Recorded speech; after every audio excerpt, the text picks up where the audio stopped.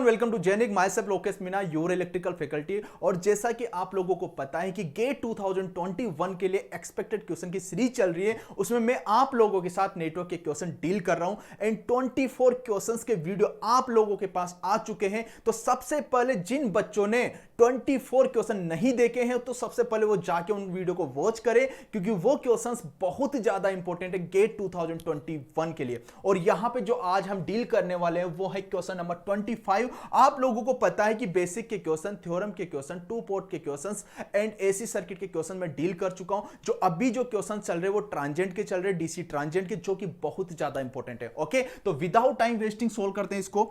देखो, और जिन बच्चों ने जेनिक लाइव ऐप पे जाके टेस्ट दिया है तो उनको तो अपना आंसर मिल गया होगा, एंड लेकिन जिन बच्चों ने टेस्ट नहीं दिया है वो बच्चे क्या करेंगे, सबसे पहले 2 मिनट के लिए वीडियो पॉज करेंगे और सबसे पहले आप ट्राई करेंगे, उसके बाद ही आपको सॉल्यूशन देखना है। ओके, तो मैं सोल्व करता हूं इसको। देखो, आपके पास ये सर्किट है, यहां पे रेजिस्टेंस है, यहां पे कैपेसिटर है, यहां पे इंडक्टर है, और वो बोल रहा है कि आपको आईसी ऑफ 0+ का वैल्यू फाइंड आउट करना है। ओके, अब आईसी ऑफ 0+ क्या होता है? आईसी ऑफ 0+ का मतलब होता है ट्रांजिएंट कंडीशन।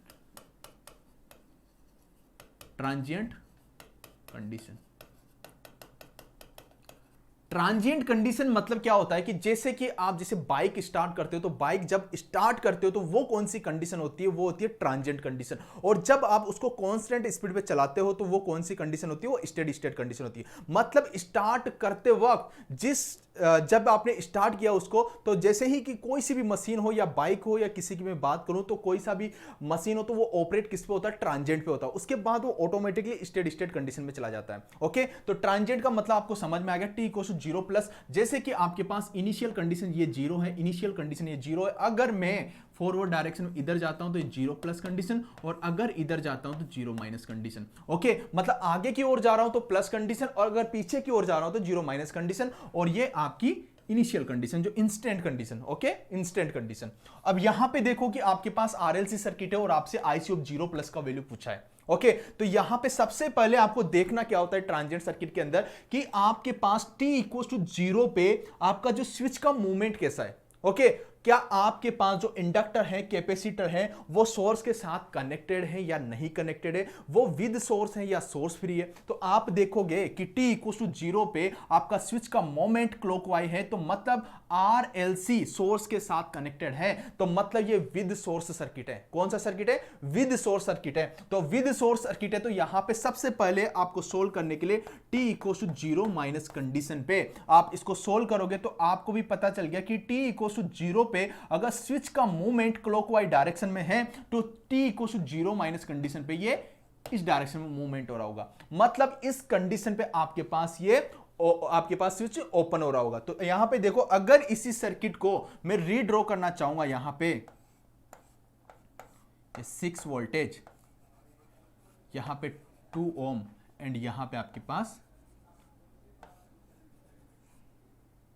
1 ओम, एंड यहां पे 1 ओम। ओके, और यहां पे आपके पास स्विच ओपन। ओके, अब आपको पता है कि t इक्वल टू 0- कंडीशन मतलब स्टेडी स्टेट कंडीशन। उस कंडीशन पे क्या होता है कि इंडक्टर जो होता है वो शॉर्ट सर्किट की तरह बिहेवियर करता है, एंड जो कैपेसिटर होता है वो ओपन सर्किट की तरह बिहेवियर करता है। ओके, जो इंडक्टर होता है वो शॉर्ट सर्किट की तरह बिहेवियर करता है, जो कैपेसिटर होता है वो ओपन सर्किट की तरह बिहेवियर करता है। तो आपको पता चल गया कि यहां पे जो कैपेसिटर है ये ओपन सर्किट की तरह, और जो आपके पास इंडक्टर है वो शॉर्ट सर्किट की तरह। ओके, तो ये क्लोज लूप बन गया एक। अगर ये एक क्लोज लूप बन गया तो क्या आप यहां से करंट फाइंड आउट कर सकते हो? Apply KVL. ओके, जब आप केवीएल अप्लाई करोगे तो यहां पे जो करंट होगा कितना होगा? यहां पे IL ऑफ 0-, तो IL ऑफ 0- का वैल्यू कितना हो जाएगा? ओके, तो 6 divided by 3 equal to 2 ampere.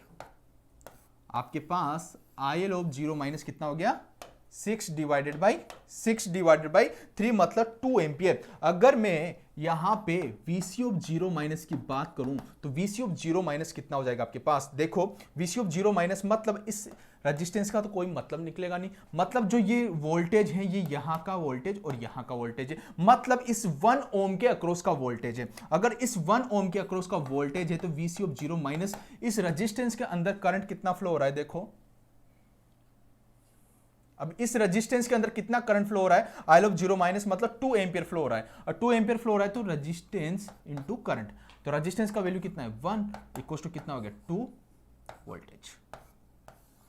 Okay तो आपके पास VC ऑफ 0 माइनस का वैल्यू आ गया, और VC ऑफ 0 माइनस और VC ऑफ 0 प्लस एक ही होता है, और VC इसके इक्वल में आप क्या लिख सकते हो VC ऑफ 0 प्लस।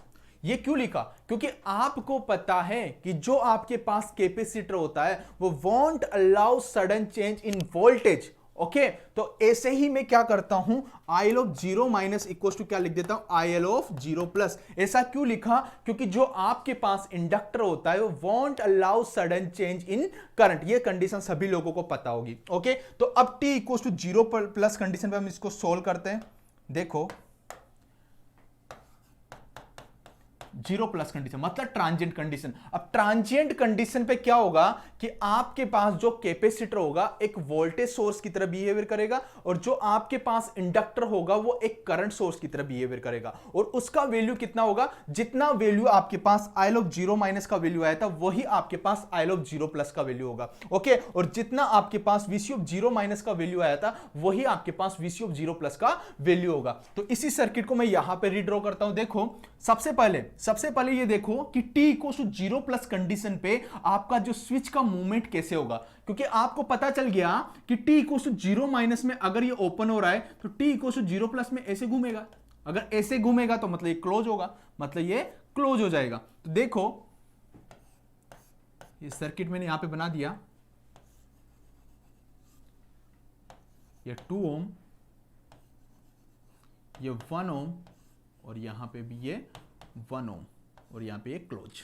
ओके और यहां पे देखो इस कंडीशन पे मैंने बोल दिया ना कि यहां पे जो VC ऑफ 0 माइनस का वोल्टेज होगा वही VC ऑफ 0 प्लस का वोल्टेज होगा, और t equal to 0 plus condition पे आपका जो कैपेसिटर होगा वो एक वोल्टेज की तरह बिहेवियर करेगा। ओके तो यहां पे बना दिया मैंने वोल्टेज, तो ये हो गया आपके पास VC ऑफ 0 प्लस, कितना है इसका value 2 voltage. Okay 2 voltage, and जो यहां पे इंडक्टर है वो एक करंट सोर्स की तरह बिहेवियर करेगा, और करंट सोर्स की तरह बिहेवियर करेगा तो इसका वैल्यू कितना हो जाएगा आपके पास IL ऑफ 0 प्लस, कितना आ गया आपके पास यहां पे देखो 2 एम्पियर। Okay 6 voltage.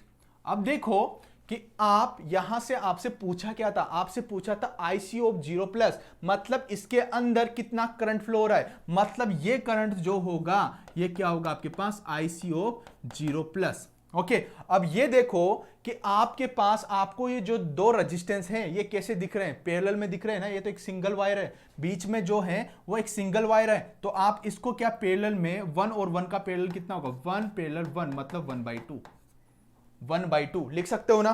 तो मतलब यहां पे इसी को मैं रफ करके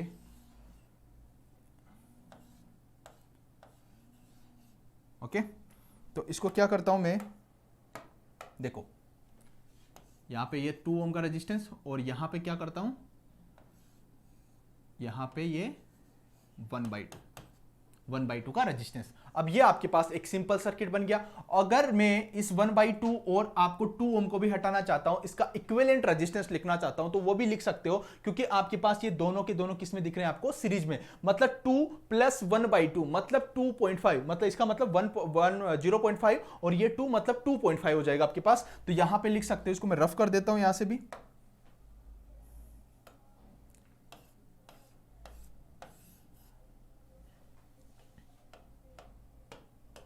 देखो यहां पे जो रेजिस्टेंस का वैल्यू होगा वो 2.5 हो जाएगा।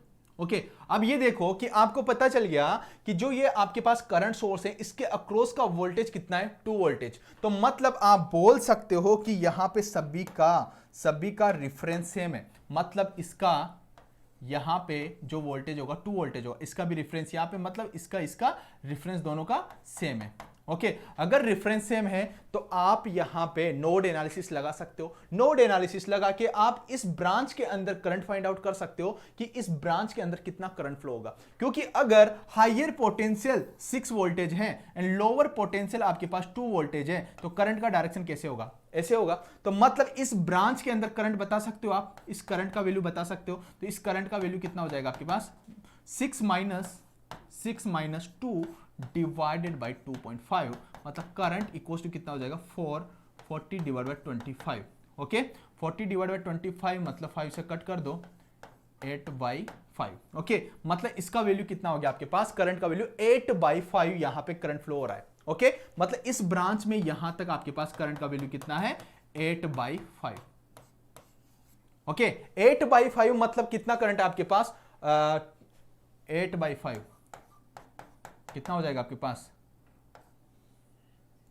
1 कितना हो जाएगा, 1.6 एम्पियर। 1.6 एम्पियर मतलब 1.6 एम्पियर करंट यहां से सोर्स से यहां तक इंटर कर रहा है। अब देखो कि अगर इधर आपके पास 2 एम्पियर करंट चला जाता है तो आप यहां से नोड एनालिसिस लगा के आप क्या इस ब्रांच के अंदर करंट नहीं फाइंड आउट कर सकते, केसीएल लगा दो डायरेक्टली, कोई सा भी मेथड लगा सकते हो आप, लूप एनालिसिस लगा सकते हो, आपके ऊपर डिपेंड करता है। ओके, तो यहां पे देखो कि अगर यहां से यहां तक का जो करंट है वो 1.6 एम्पियर है, 1.6 एम्पियर है, यहां तक कितना है 1.6 एम्पियर। अगर 1.6 एम्पियर है तो इधर कितना गया 2 एम्पियर, इधर कितना चला गया 2 एम्पियर। तो मतलब आप बोलोगे कि अगर इधर 2 एम्पियर गया है, इधर से 1.6 एम्पियर आया है, तो मतलब जो इस ब्रांच से करंट आया होगा, इस ब्रांच से जो करंट आया होगा वो कितना आया होगा 0.4 एम्पियर, 0.4 एम्पियर। ओके, तो आपको पता चल गया कि यहां पे जो IC ऑफ 0 प्लस का वैल्यू होगा वो 0.4 एम्पियर होगा। बट यहां पे देखो इंपॉर्टेंट क्या है कि इसका डायरेक्शन जरूर देखना है, जो ये करंट है वो इस डायरेक्शन में 0.4 एम्पियर, मतलब यहां पे जो गिवन है वो करंट का डायरेक्शन डाउनवर्ड है। ओके, बट यहां पे जो करंट का वैल्यू आया है वो अपवर्ड आया है। ओके, तो आप लिख सकते हो कि जो आपके पास IC ऑफ 0 प्लस आएगा उसका वैल्यू कितना आएगा -0.4 एम्पियर। ओके, इतना समझ में आ गया होगा आपको। इसी तरीके से आपको सोल्व करना है कि सारे के सारे क्वेश्चंस। एक अगर इसी में मैं आपसे क्वेश्चन पूछूं कि ये आपके पास RLC सर्किट है, ओके ध्यान से सुनना, ये आपके पास RLC सर्किट है, तो क्या आप इसका रेस्पॉन्स निकाल सकते हो? अगर मैं आपसे बात करूं क्या आप VC of t find out कर सकते हो? क्या आप VC of t find out कर सकते हो at t greater than equal to 0 condition पे? ओके, क्या आप I of t find out कर सकते हो at t greater than equal to 0 condition पे? क्या आप I of t find out कर सकते हो? क्या आप VC of t find out कर सकते हो? ये तो समझ में आ गया ना, VC ऑफ t मतलब रेस्पॉन्स, जो आपका फाइनल रेस्पॉन्स होगा। Okay, and I of t मतलब रेस्पॉन्स। क्या आप ये फाइंड आउट कर सकते हो या नहीं कर सकते हो? और ये आपके पास RLC सर्किट है। ओके, ये बहुत ज्यादा इंपॉर्टेंट, कहीं बच्चों को नहीं पता होता कि RLC सर्किट में हम VC ऑफ t कैसे फाइंड आउट कर सकते हैं, नहीं कर सकते या कर सकते हैं। ओके, तो okay, thank you, take care, and next lecture में मिलते हैं अपन क्वेश्चन नंबर 26 के साथ, एंड इसका आंसर आपको जरूर देना। ओके।